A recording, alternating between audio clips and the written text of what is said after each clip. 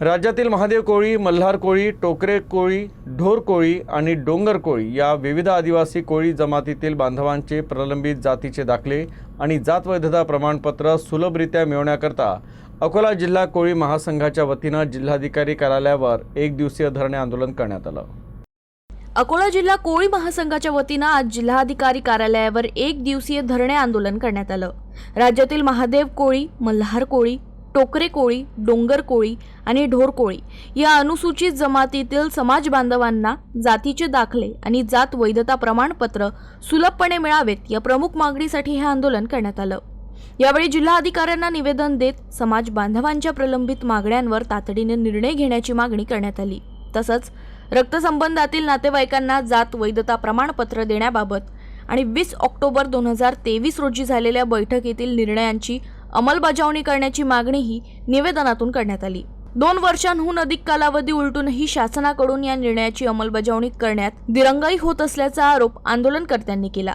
याच पार्श्वभूमीवर राज्यातील सर्व जिल्हाधिकारी कार्यालयांवर धरणे आंदोलन करण्यात येत असल्याचं सांगण्यात आलं। या आंदोलनात कोळी महासंघाचे प्रदेश उपाध्यक्ष सुरेश पाटकर, युवा महासंघाचे जिल्हाध्यक्ष तुषार शिरसाट यांच्यासह महासंघाचे पदाधिकारी आणि कार्यकर्ते मोठ्या संख्येने उपस्थित होते।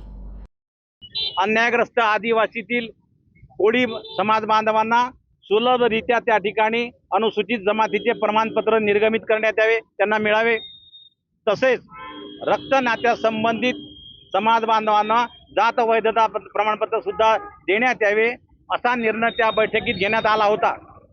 परंतु त्याच्यानंतर लोकसभेच्या निवडणुका आल्या, विधानसभा, जिल्हा परिषद, विधान परिषद, ग्रामपंचायत, नगरपालिका, महानगरपालिकांच्या निवडणुका झाल्या आणि त्या निवडणुकांमुळे आचारसंहितेच्या प्रक्रियेमुळे या संबंधातला शासन निर्णय निघण्यात दिरंगाई होत आहे आणि दिरंगाई झाल्यामुळे संपूर्ण महाराष्ट्रातील कोळी समाजामध्ये अतिशय नाराजीचं, नैराश्याचं वातावरण निर्माण झालं।